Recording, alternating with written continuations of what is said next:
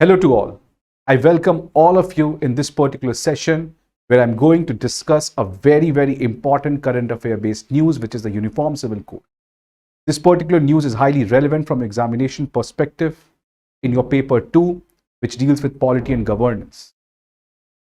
And this particular topic is a highly controversial topic. It's a highly debate-wala topic.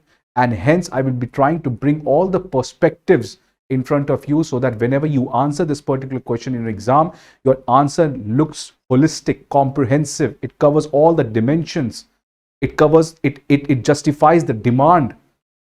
तो इसीलिए आज इस particular मुद्दे के ऊपर काफी डिटेल में हम लोग चर्चा करेंगे सो दैट आप सारे पहलुओं को समझ सको और अपने एग्जाम में एक ऐसा आंसर लिखो जो उस क्वेश्चन की फुलफिल करती हो रिक्वायरमेंट. तो today I will be discussing about uniform civil code.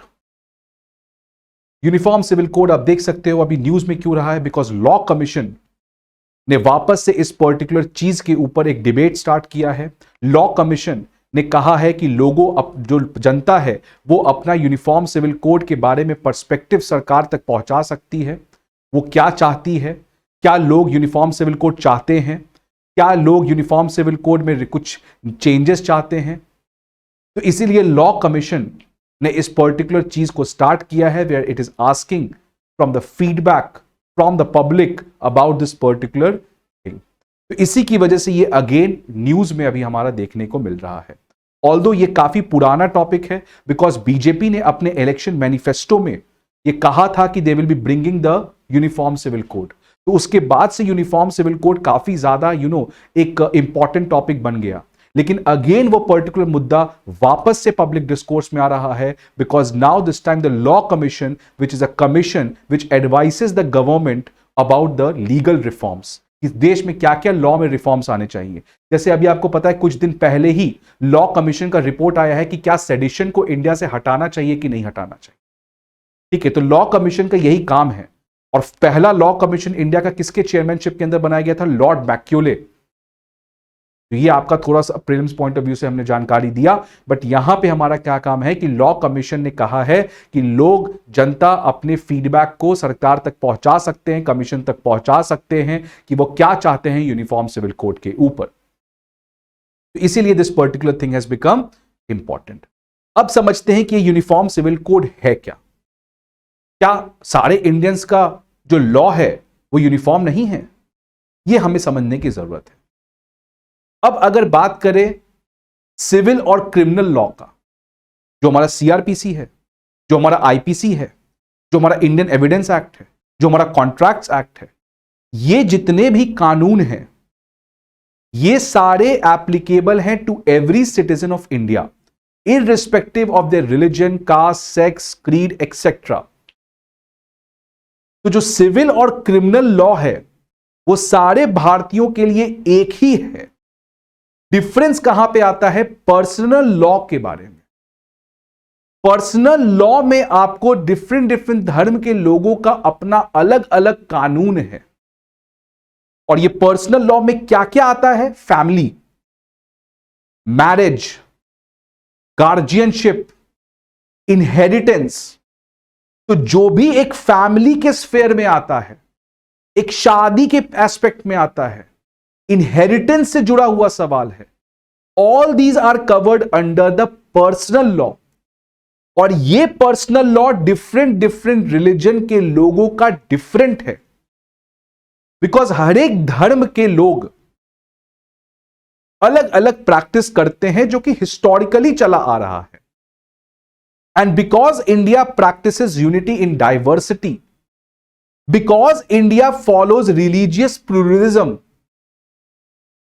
and hence it has allowed the different people from different religion to practice their own law only with respect to the personal sphere. तो जब हम uniform civil code की बात करते हैं तो वो वहीं पे टारगेट करता है कि there should be a unified personal law for all the Indians. That means there should be a unified law related to marriage. There should be a unified law related to divorce. कि क्यों हिंदू के divorce का procedure अलग हो और क्यों मुस्लिमों का डाइवोर्स का प्रोसीजर अलग हो.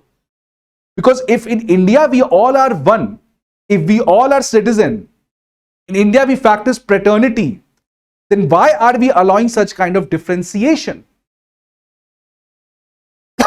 तो यूनिफॉर्म सिविल कोड बेसिकली यही कहता है कि सारे भारतीयों का एक ही सामान्य कानून होना चाहिए related to the personal sphere.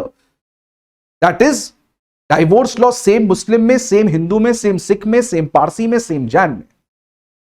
तो यूनिफॉर्म सिविल कोड का बेसिकली लॉजिक ही यही है that there should be a unified personal law for the every citizen of India irrespective of whatever identity he और शी मे पोजेस.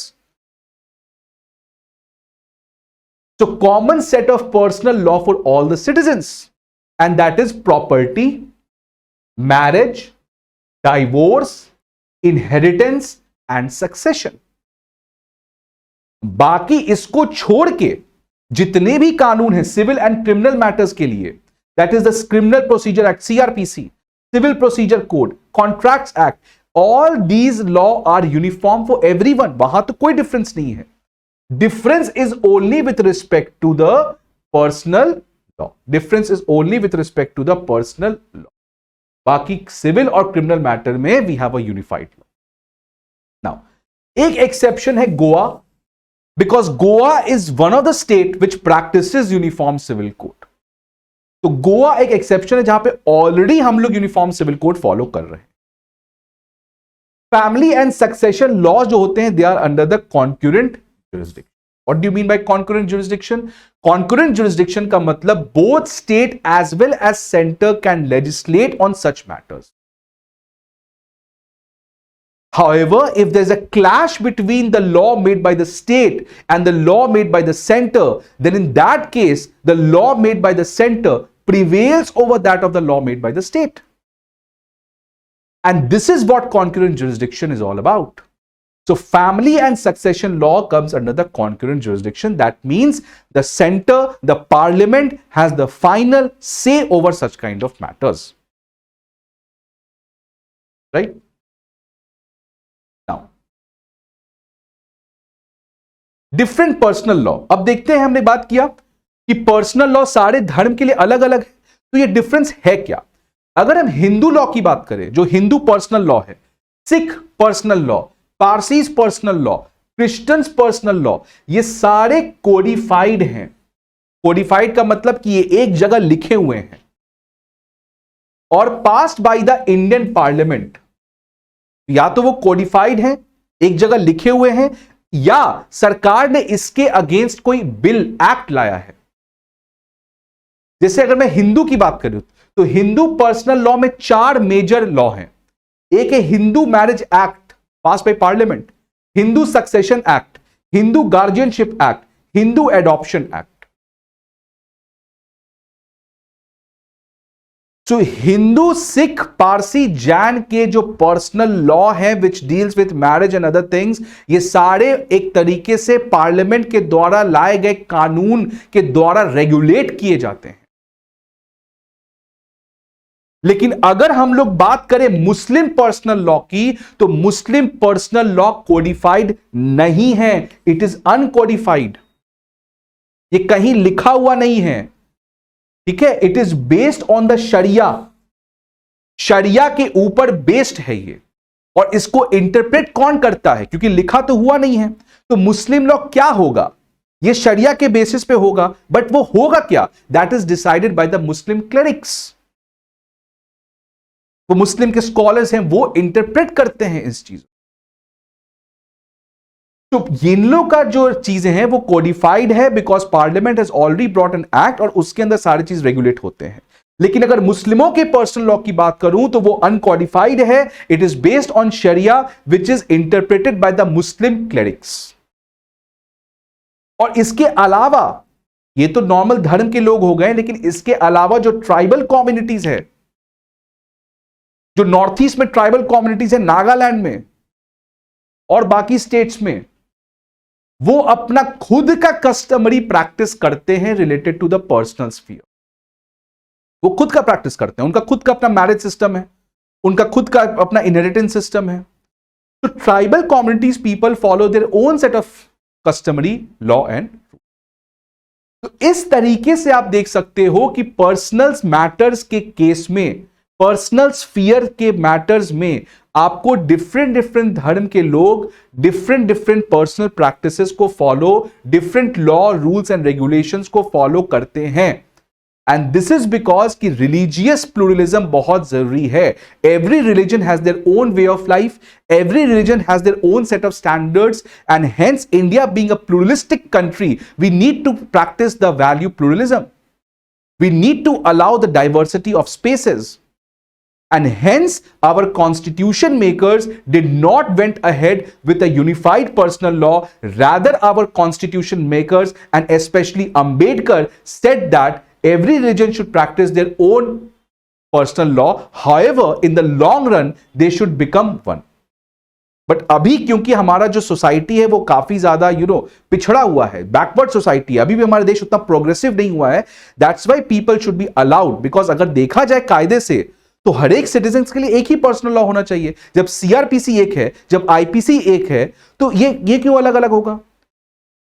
ठीक है, लेकिन religious identity किसी का 1000 सेंचुरी ओल्ड है.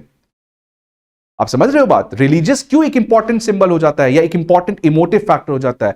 बिकॉज किसी का धर्म सदियों से चला आ रहा है. और हमारा आइडेंटिटी एज अ नेशन कि हम एक भारतीय हैं, वो तो 75 साल से आया है. और हम एक हिंदू हैं, वो तो 1000 साल से चला आ रहा है. ठीक है.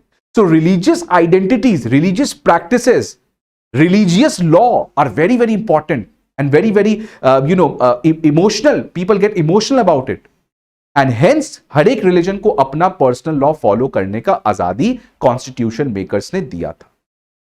तो जब ये दिया ही है तो भैया प्रॉब्लम क्या है? क्यों फिर हम लोग यूनिफॉर्म सिविल कोड की बात कर रहे हैं? एक प्रॉब्लम तो हमें समझ में आता है कि आखिर अगर इंडियंस में सारे एक ही सिटीजन्स हैं तो सबके लिए कानून अलग अलग क्यों? ये तो मुझे समझ में आता है कि चलो ठीक है भाई, वैलिड आर्ग्यूमेंट है. If India, every citizen are there, every citizen should have the same rights, because Article 40 में देखोगे तो इक्वालिटी है, तो फिर क्यों अलग अलग? तो एक तो आर्ग्यूमेंट ये आप कह सकते हो कि इंडिया में आपका हर एक सिटीजन के पास एक ही लॉ होना चाहिए, ठीक है. लेकिन इसके अलावा जो सेकंड इंपॉर्टेंट बेसिस है यूनिफॉर्म सिविल कोड का है, वो बेसिकली एक फेमिनिस्ट पर्सपेक्टिव से आता है. बिकॉज अगर आप देखोगे ये सारे पर्सनल लॉ में कहीं ना कहीं all the personal law, be it Hindu personal law और the Muslim personal law, they both are inherently biased towards women. तो this is the second reason why which uniform civil code is being demanded, and that is from the feminist perspective. अब हम लोग देखते हैं कि आखिर कैसे ये कानून वुमेन्स के प्रति बायस्ड है. Let us see. तो why no uniform personal law? उसके जाने के पहले let me also give you why no uniform personal law, कि अभी तक इंडिया में पर्सनल लॉ यूनिफॉर्म क्यों नहीं थे? Because article 25 it gives individuals fundamental right to religion.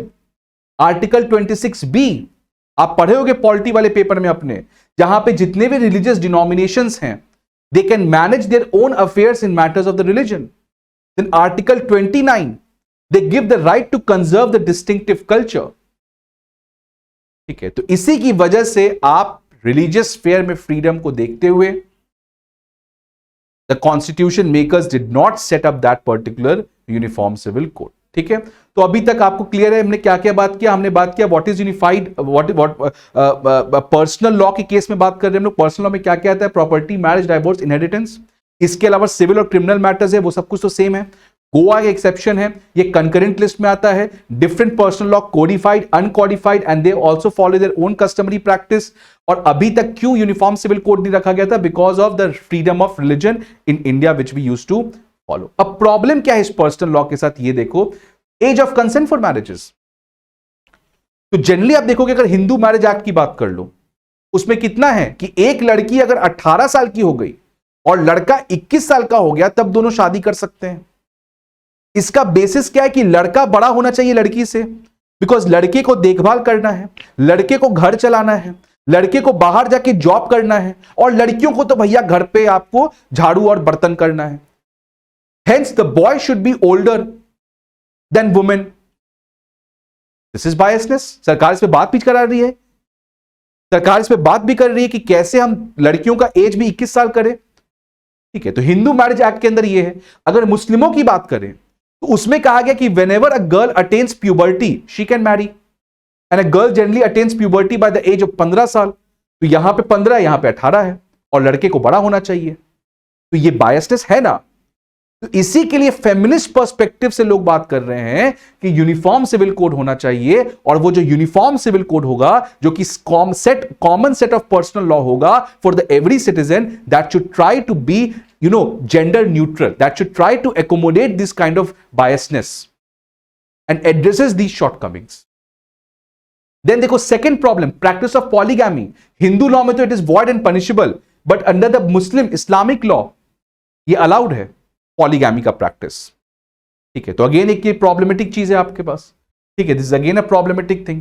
Then custody and guardianship में देखो, अगर बात करें हम लोग हिंदू क्या, Hindu adoption and maintenance act 1956, this requires women to take the consent of their living husband to adopt a child. So if a Hindu women wants to adopt a child, then she has to take the consent from her husband. क्यों लेगी भाई consent?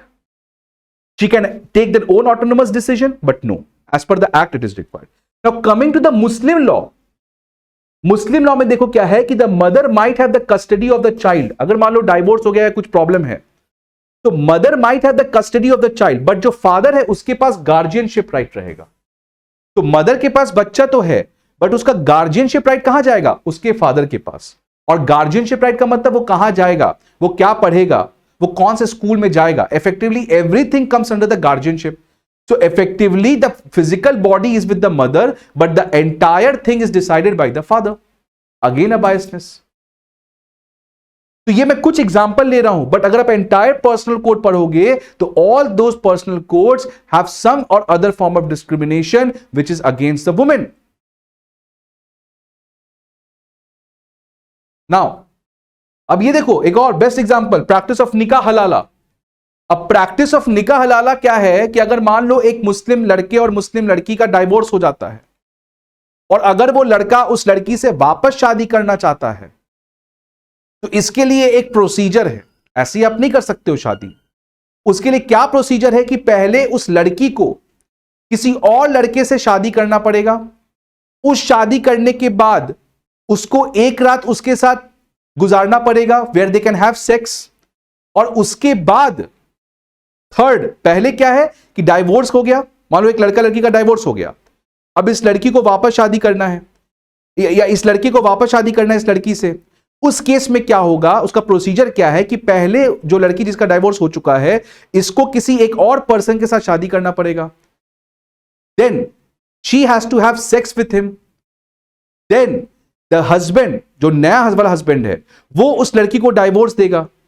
जब ये तीनों चीज हो जाएंगे, then this girl is eligible to marry this man, तभी ये शादी मुमकिन है। और ये क्यों है?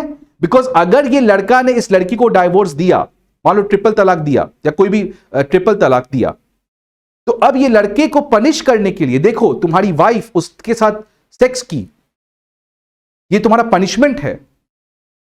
समझ रहे हो इसमें लॉजिक निकाह हलाला का क्या है? वही ये लॉजिक आपके पास। ये देखो, अगर मान लो ये बॉय है और ये गर्ल है, ये दोनों का डाइवोर्स हो गया, अब ये लड़का इस लड़की से वापस शादी करना चाहता है, तो उसका प्रोसीजर क्या है कि पहले इस लड़की को किसी और एक लड़के से शादी करना होगा।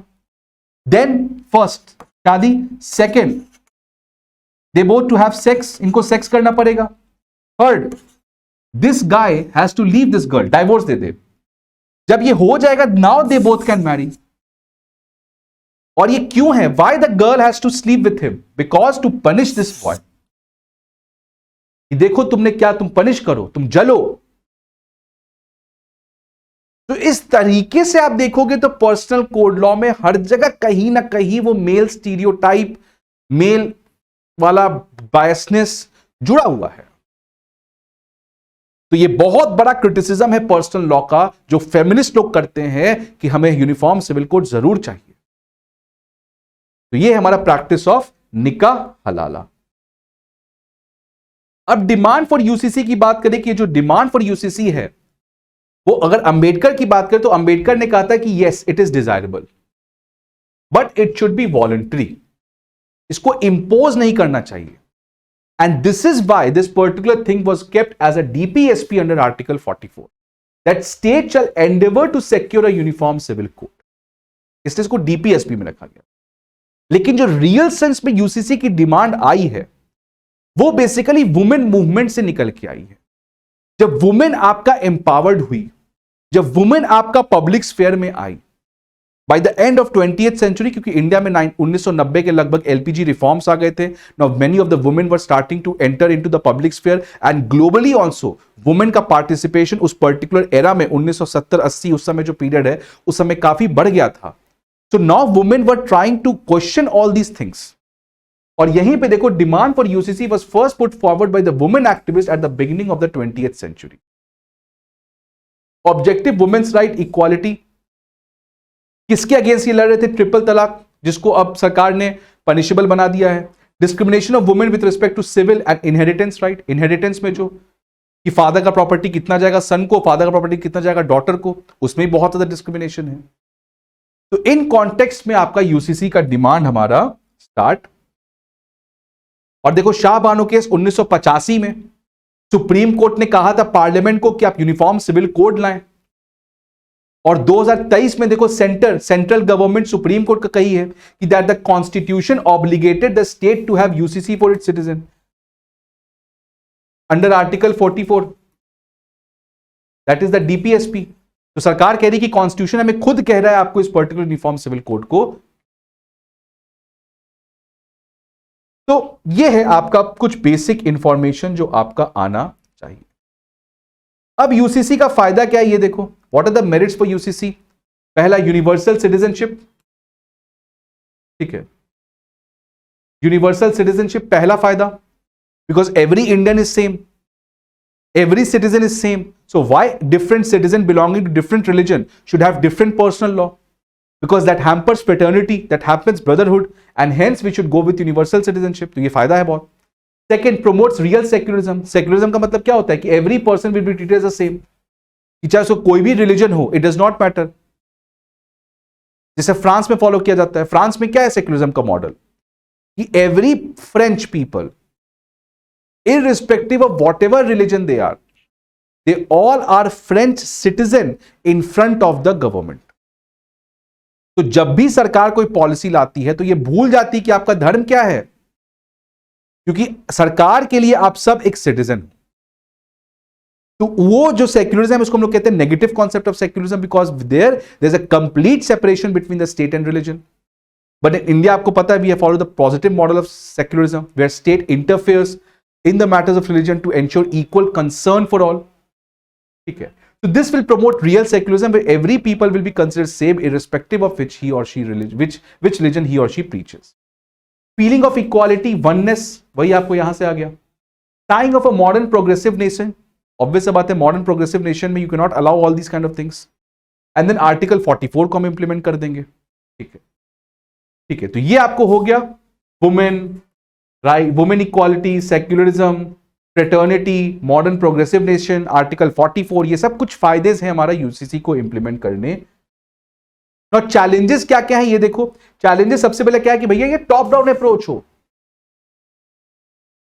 आप पार्लियामेंट क्यों डिसाइड कर रही है? Let the people decide, let the Muslims come to the street and say कि नहीं नहीं हमको अपना कोडिफाइड लॉ चाहिए, हमको ये कर दो। लोग तो कोई प्रोटेस्ट नहीं कर रहे यूसीसी के लिए। आपने कभी सुना कि जो जनता है वो रोड पे आके यूनिफॉर्म सिविल कोड की मांग कर रही है? ऐसा तो कहीं नहीं है। तो फिर सरकार इतना क्यों इसको मुद्दा बना रही है? Because you should only deliberate when the people are asking for it. Because देखो होगा क्या, जैसे एग्जांपल शबरीमला केस देखते हैं। शबरीमला केस में क्या केरला के लोगों ने प्रोटेस्ट किया था कि वुमेन क्यों नहीं अलाउड है? बिकॉज वो उनका कल्चरल प्रैक्टिस है, वो सदियों से फॉलो कर रहे हैं।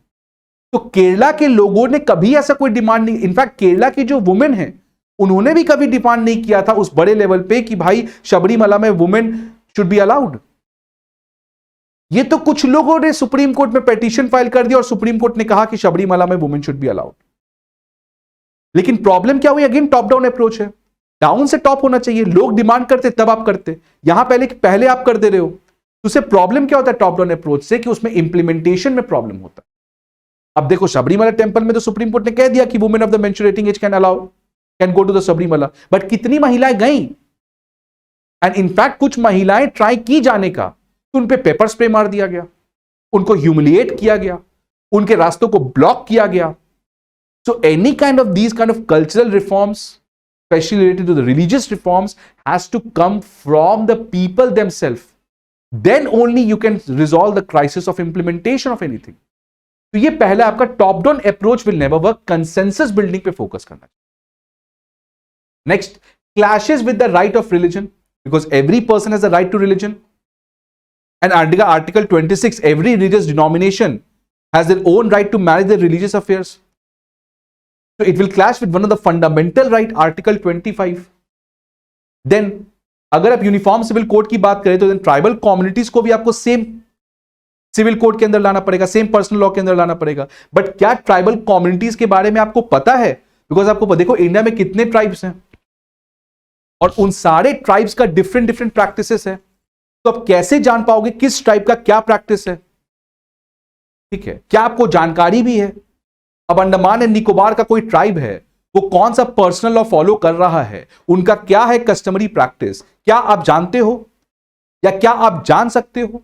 अगर आप नहीं जान सकते हो तो आप यूनिफॉर्म सिविल कोड कैसे लाओगे? ठीक है, caste system celebrates graded inequality, ये अगेन प्रॉब्लम है। अंबेडकर ने कहा था ग्रेडेड इनइक्वालिटी का मतलब कि मान लो अपर कास्ट लोअर कास्ट को एक्सप्लॉइट करता है।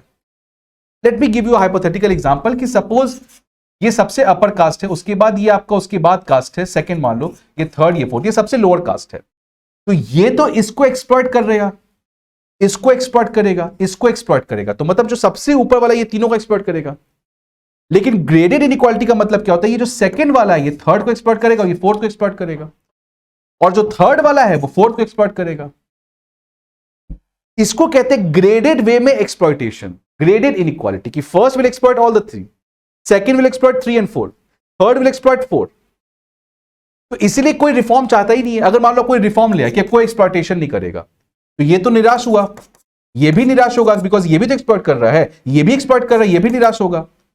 इसलिए in general Hindus do not want to bring such kind of reform because of this practice of graded inequality, जिसको अंबेडकर ने कहा था। और इसलिए अंबेडकर ने कहा था कि इंडिया से आप कास्ट सिस्टम को कभी खत्म ही नहीं कर सकते हो, because of this particular thing, everyone is exploiting someone else. Then debate about UCC has never been objective, rather it has been commonalized. ये सबसे बड़ा प्रॉब्लम है मेरा भी, I personally feel with this, कि जो यूनिफॉर्म सिविल कोड का एक डिबेट होना जरूरी है। ठीक है, बहुत सारे बायसनेस हैं इंडिया में, एक ही सबके लिए होना चाहिए, ठीक है फाइन, बट इस पे एक रैशनल डिबेट होना चाहिए, इस पे एक इंटेलेक्चुअल डिस्कोर्स सेटअप करना चाहिए था सरकार या सुप्रीम कोर्ट जिसके भी द्वारा। बट प्रॉब्लम क्या हुआ है कि अनफॉर्चुनेटली ये पोलराइज वाला मुद्दा बन गया है, ये पूरा इशू कॉमनलाइज्ड हो गया है, ये हिंदू वर्सेस मुस्लिम टाइप हो गया है, और इसीलिए जो जेन्युइन रिफॉर्म्स लाने की जो स्पेस थी वो भी अब आपकी नहीं हो पा रही है। तो ये सिंपल बहुत बड़ा इंपॉर्टेंट क्रिटिसिज्म है कि debate about UCC has never been objective, rather the entire thing has itself become कॉमनलाइज्ड।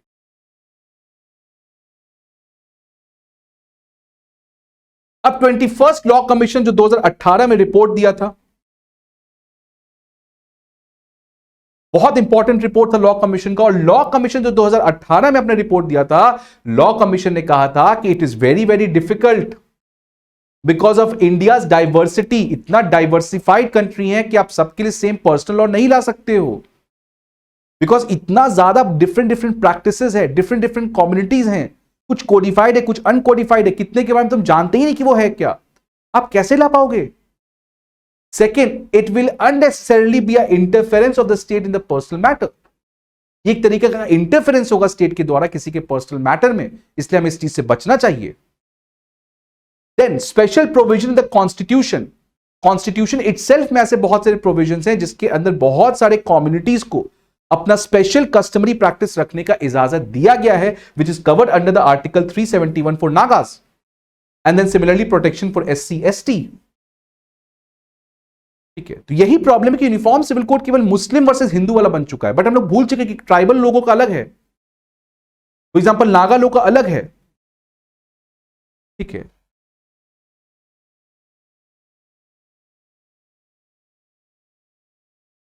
Then उसी लॉ कमीशन की रिपोर्ट में कहता था कि hence first consensus should be brought, very very important, hence first consensus should be build, कि पहले एक आपस में लोगों की सहमति बननी चाहिए, एंड जब तक ये नहीं बन पाता है तब तक हमें सेक्टोरल लॉ में रिफॉर्म लाने की जरूरत है। मतलब हिंदू लॉ में रिफॉर्म ले आओ, मुस्लिम लॉ में रिफॉर्म ले आओ, जहां जहां पे आप बायसनेस से आप यूनिफॉर्म क्यों ला रहे हो। इनका सिंपल लॉ कमीशन का ये कहना था कि भैया डाइवर्सिटी बहुत ज्यादा है, बहुत मुश्किल होगा, ठीक है, और जरूरत भी नहीं है इस चीज की, बिकॉज इंडिया में हम लोग वैल्यू प्लुरैलिटी को फॉलो करते हैं, वैल्यू प्लुरलिज्म को फॉलो करते हैं, रिलीजियस डाइवर्सिटी को फॉलो करते हैं, तो ये कोई जरूरत भी नहीं है। हाँ, आपका ये कहना वो बिल्कुल सही है कि ये वुमेन के अगेंस्ट बायस है, ये वुमेन्स के अगेंस्ट डिस्क्रिमिनेटरी है, तो आप यूनिफॉर्म क्यों लाना चाहते हो। आप हिंदू लॉ में रिफॉर्म ले आओ, आप पारसी लॉ में रिफॉर्म ले आओ, आप सिख मैरिज एक्ट में रिफॉर्म ले आओ, आप मुस्लिम जो इस्लामिक लॉ उसमें रिफॉर्म ले आओ। तो instead of setting one uniform personal law for every citizen, why don't we go for the sectoral reforms. That means why can't we reform the laws which are there for the one religion. यही कह रहा है कि आपको consensus बनना चाहिए, तभी ये सब रिफॉर्म लाया जा सकता है, इतने बड़ा रिफॉर्म। तब तक क्या होना चाहिए कि हमें existing law should be reform. जो एग्जिस्टिंग पर्सनल लॉ है, जो डिफरेंट डिफरेंट रिलीजन है, क्या उसमें हम लोग जितने भी ऐसे प्रोविजंस हैं जो वुमेन के विपरीत हैं, जैसे सरकार ने क्या ट्रिपल तलाक को हटाया, तो वैसे ही सरकार को हिंदू एक्ट में सिख, जैन, पारसी, ट्राइबल कम्युनिटी जितने भी हैं, उन सब में धीरे धीरे करके रिफॉर्म लाना चाहिए। और लेटर ऑन जब people will, the India will progress more, when scientific temper of people will increase, when will be a progressive nation, and then in the later you can think about having such kind of things. But India at this point of time is not ready, because DPSP का logic ही क्या था कि when Indians will be ready for such kind of reforms they will implement it. But do you think that India is ready? No. India अभी भी उस level का progressive society नहीं हो पाया है। Hence the law commission says कि we should try to build a consensus, and this will be a long time taking process, and hence for the time being we should go with the reform in the sectoral law. That means the existing law should be reformed. That means Muslim personal law should be codified. एक और important Muslim personal law जो कि आपको uncodified है, and this is because the Muslim clerics gets huge power, because उसमें क्या होता है कि वो discretionary power होता है कि वो कैसे interpret करते हैं शरिया को। तो इसलिए कहा जाता है कि मुस्लिम पर्सनल लॉ को एटलीस्ट आप कोडिफाइड कर दें। ये सेकंड रिफॉर्म की बात करता है। एंड थर्ड करता है कि state should ensure that there is no women discrimination, कि वुमेन का डिस्क्रिमिनेशन कहीं नहीं आपका, ठीक है। Thus preserve the diversity of personal law. तो लॉ कमीशन कहता है कि हमें पर्सनल लॉ को, डाइवर्सिटी को एक्सेप्ट करना पड़ेगा, because whenever you will try to challenge that, आप जब भी डाइवर्सिटी को खत्म करोगे रिटेलिएशन आएगा। श्रीलंका में क्या हुआ, श्रीलंका ने कभी डाइवर्सिटी को अलाउ ही नहीं किया। सिन्हलिस बुद्धिस्ट हमेशा अपने डोमिनेट बनाते गए और तमिल्स को हमेशा डिस्क्रिमिनेट किया उन्होंने, और आज देखो देश खुद खतरे में है। अमेरिका क्यों इतना आगे बढ़ता है, because America again allows to some extent that diversity. तो अगर आप डाइवर्सिटी को खत्म करोगे, और स्पेशली रिलीजियस जो है, because religion is a very emotive issue, people gets radicalized about that, and hence you have to allow that particular diversity. So thus preserve the diversity of the personal law, but ensure that it accommodates fundamental rights. That means it should not allow the discrimination of women. Then way ahead Faizan Mustafa, very important legal scholar, इनका recommendation है कि क्यों ना हम लोग एक मुस्लिम law reform committee बना दे, tribal law reform committee बना दे, क्रिश्चियन लॉ रिफॉर्म कमेटी बना दे, पारसी लॉ रिफॉर्म कमेटी बना दे। जैसे हिंदुओं, जब हिंदू का भी पहले एक रिफॉर्म कमेटी बनाया गया था 1941 में, आई गेस, उस कमिटी ने रिकमेंड किया था कि हिंदू पर्सनल लॉ में ये रिफॉर्म चाहिए जो कि वुमेन डिस्क्रिमिनेशन को खत्म कर सकता है। वैसे ही हमें इस तरीके के रिफॉर्म कमीशन बनाने चाहिए जो हर एक अपने अपने रिलीजन में जहां जहां भी डिस्क्रिमिनेशन अगेंस्ट वुमेन है, या जो भी प्रॉब्लमेटिक प्रोविजन है, उसके अगेंस्ट ये लोग रिफॉर्म दे। तो uniform personal law is a long term dream, but for the short term what we can do is that we can ensure the existing law reform, और उसके लिए हमें ऐसे डिफरेंट डिफरेंट कमिटीज बनाने चाहिए, और वो कमिटीज अपने टाइम बाउंड मैनर में रिकमेंडेशंस देंगे, और रिकमेंडेशंस में हम लोग रिलीजियस रिफॉर्म्स को ला सकते हैं rather than going for simple uniform civil code. कुछ और जनरल की 18 साल कम से कम हर एक धर्म के हिसाब से मिनिमम एज होना चाहिए, ठीक है। ये 18 और 21 का जो गैप है लड़का लड़की का, ये सब गलत चीज है, सबके लिए कॉमन 18 कर दो, ठीक है। तो चाहे वो 18 हिंदू, 18 मुस्लिम हो, 18 लड़का, 18 लड़की, does not matter. Common norms for post divorce division of assets, जो डिवीजन ऑफ एसेट्स है उसमें जो अगेन मेल के प्रति बायसनेस है उसको खत्म करना चाहिए, और allowing the dissolution of marriage on the ground of irretrievable breakdown. जो डाइवर्स प्रोसीजर्स है बहुत कॉम्प्लिकेटेड है, तो कभी कभार क्या होता है कि जब शादी एकदम चल ही नहीं सकती, इररिट्रीवेबल ब्रेकडाउन मतलब the breakdown which can never be reconciled, the breakdown which can never recover. तो उसमें अच्छा है कि डाइवोर्स के प्रोसीजर्स को हम लोग को सिंप्लीफाई करना चाहिए।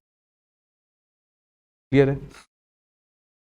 तो ये कुछ वे अहेड है, ठीक है। तो इसका सिंपल आप समझ लो कि यूनिफॉर्म सिविल कोड आपके पास पर्सनल स्फेयर की बात करता है, जहां पे आपके पास डिफरेंट डिफरेंट धर्म के लोगों के लिए different different marriage law and ये सब लॉ हैं। इसमें से दो प्रॉब्लम आता है हमारे पास, एक तो every citizen should have the same common set of common law personal law, ये उसके अगेंस्ट है। और साथ ही साथ सबसे बड़ा प्रॉब्लम है कि बहुत ज़्यादा पर्सनल लॉ में आपको वुमेन के अगेंस्ट बायसनेस है, और इसी कॉन्टेक्स्ट में यूनिफॉर्म सिविल कोड की हमेशा मांग होती है। लेकिन हमें किस तरीके सोचना है कि यूनिफॉर्म सिविल कोड तभी आ सकता है when people are ready for that, when people show that kind of scientific temper, when people are ready to absorb such kind of changes. But because Indian society is traditional, it still has a lot of medieval mentality, and hence in this context it will not be feasible for us to go ahead with uniform civil code। and hence जैसे law commission भी कहता है कि ये जो uniform civil code है, yes it's a long term dream, but for the time being what we can do is that we can reform the internal laws which is related to one particular religion। तो जितने भी हिंदू के act हैं related to Hindu, मुस्लिम के जो law हैं, एक तो पहले बात मुस्लिम लॉ को हमें कोडिफाइड करना चाहिए, बिकॉज अनकोडिफाइड की वजह से मुस्लिम क्लरिक्स और मौलवीज को बहुत ज्यादा आर्बिट्री पावर मिल जाता है, और कोडिफाई करके इंश्योर करना पड़ेगा कि वुमेन के अगेंस्ट डिस्क्रिमिनेशन ना हो। तो rather than this debate being about uniform civil code, the debate should be that how we can reform the existing personal law so that it is not against the women. तो ये हमारा आपको discourse होना चाहिए, but जो discourse है वो completely कॉमनलाइज हो चुका है, वो एक इलेक्शन का मुद्दा बन चुका है, उसको तोड़ मरोड़ के मीडिया अपने सामने रख रहा है, आपको भटकाया जा रहा है, उससे हमें बचने की जरूरत है। और ये जो लॉ कमीशन का बहुत ज्यादा 2024 चुनाव के पहले जो ये मुद्दा उठाया गया है, this is again a concern कि हो सकता है कि ये मुद्दा एक इंपॉर्टेंट मुद्दा हो 2024 के लोकसभा चुनाव के पहले। सो आपको इन चीजों को ध्यान रखना है, and as a bureaucrat and as a practical person and as a person with wisdom, you have to understand that uniform civil code is a good goal, but it is not good as of now. Rather what we should do is that we should try to reform the existing things so that the women empowerment and the discrimination against women could be stopped। Finally अगर conclusion की बात करें तो uniform civil code is not a silver bullet. ऐसा नहीं कि ये आएगा तो सब खत्म। The condition of Hindu women has not improved even after the secularization of Hindu law। तो हिंदू लॉ में तो हमने ऑलरेडी बहुत ज्यादा रिफॉर्म कर लिया है, बट क्या हिंदुओं में वुमेन बहुत एम्पावर हो चुकी है? नहीं। तो ये जो कंप्लीट डिबेट है कि यूसीसी आने से आपको वुमेन एम्पावरमेंट हो जाएगा, सारा प्रॉब्लम खत्म हो जाएगा, और खासकर जो ये बताया जाता है कि यूनिफॉर्म सिविल कोड में मुस्लिमों महिलाओं का काफी बुरा हाल है, तो ये सब से भैया कुछ नहीं होने वाला है। यूनिफॉर्म सिविल कोड अगर आएगा वो तभी आएगा जब लोग अपने माइंडसेट को बदलेंगे, जब लोग अपने वे ऑफ थिंकिंग को बदलेंगे, and people will think that yes irrespective of whatever religion we are a common Indian, we are a Indian citizen and we should be govern by the same personal law. जब तक ये नहीं होता है तब तक we should not be over emphatic about all these kind of grandstanding goals, and we should show pragmatic, and the pragmatic thing is that we should change the discourse from uniform civil code to the reform the personal code। ठीक है, तो ये है आपको particular debate का। आपको हो सकता है ये काफी अच्छा लगा हो। अगर आपको कोई भी तरीके का डाउट है, you can feel free to contact me, you can comment also. अगर आप चाहते हो किसी और पर्टिकुलर सेशन पे मैं वीडियो बनाऊं, या आप चाहते हो इससे कुछ और इन्फॉर्मेशन चाहिए, और if you want all these kind of PDFs, तो आप वहाँ पे कमेंट बॉक्स पे लिख सकते हैं, और हमारे टेलीग्राम चैनल को ज्वाइन कर सकते हैं, जहाँ पे I keep sharing my PDFs. तो this is all about uniform civil code. फिर जैसे कुछ अपडेट आता है इन फ्यूचर सरकार का या सुप्रीम कोर्ट का, तो उस पर वापस से I will make a video so that आप इन डॉट्स को कनेक्ट कर सकते हो। तो आई होप कि you like this particular video. Please like this video, subscribe to our channel. I hope that you are doing great. Keep studying, be happy, and spread positivity. See you in the next lecture. Thank you. Jai Hind.